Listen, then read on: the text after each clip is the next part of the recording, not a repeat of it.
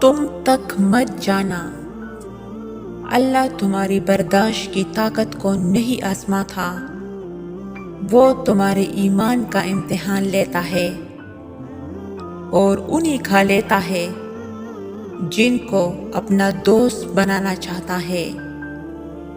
اللہ کو تمہاری برداشت کی حد معلوم ہے اور اللہ کبھی تمہیں اس حد سے زیادہ غم نہیں دے گا۔ تمہیں کیا لگتا ہے اب ہم تک گئے ہیں، مگر تھکتا تمہارا ایمان نہیں، بس حوصلہ گھبرا جاتا ہے۔ جب اللہ کن کہتا ہے تو ناممکن ممکن بن جاتا ہے اور دعائیں مقدر پہ باری پڑ جاتی ہے۔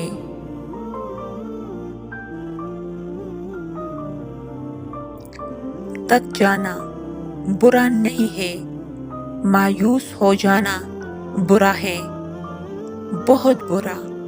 اور مایوس انسان بس تب ہوتا ہے جب اسے اللہ کی طاقتوں پہ، اس کی رحمتوں پہ یقین نہیں رہتا، اور جب یہ بات بھول جاتا ہے کہ جس نے یہ حالات پیدا کیے وہ یہ حالات بدل بھی سکتا ہے۔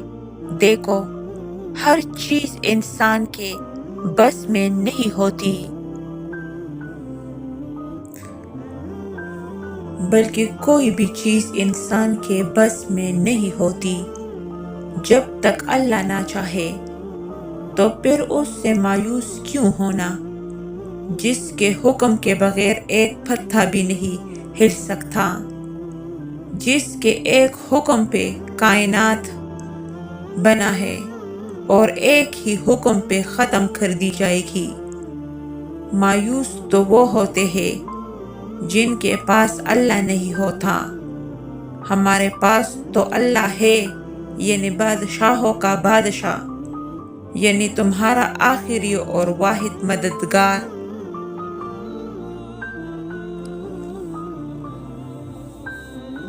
کبھی کبھی دعا اور صبر ہی واحد حل ہوتا ہے۔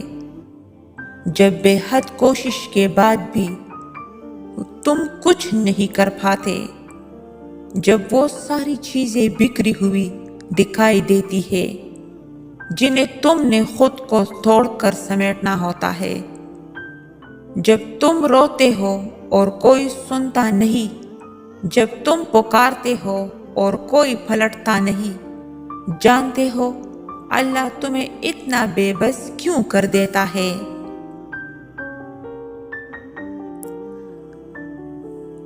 تاکہ یہ تمام تلخ حقیقتیں تمہیں اس تک واپس لے آئے، تاکہ تم اسے پکارو اور وہ تمہاری پکار کا جواب دے سکے، تاکہ تم اس سے مانگو اور وہ تمہارے لیے معجزے کر کے تمہیں بتا سکے کہ کچھ چیزیں صرف دعا اور صبر سے ملتی ہے، تاکہ وہ تمہیں دکھا سکے کہ جو کوئی نہیں بدل سکتا وہ تقدیریں بھی یقین سے بدلتی ہے، تاکہ تم اس بات کو سمجھ سکو کہ بند دروازوں کے پیچھے چھپی حکمتیں اللہ کے علاوہ کوئی نہیں جان سکتا،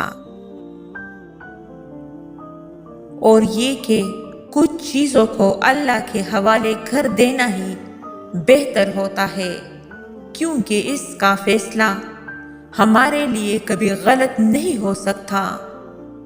تم نے تو بس خاموشی سے اس کے کن کا انتظار کرنا ہے، ڈھیروں دعائیں کرنی ہے، صبر آ جانا ہے، کیونکہ کبھی کبھار دعا اور صبر ہی واحد حل ہوتا ہے۔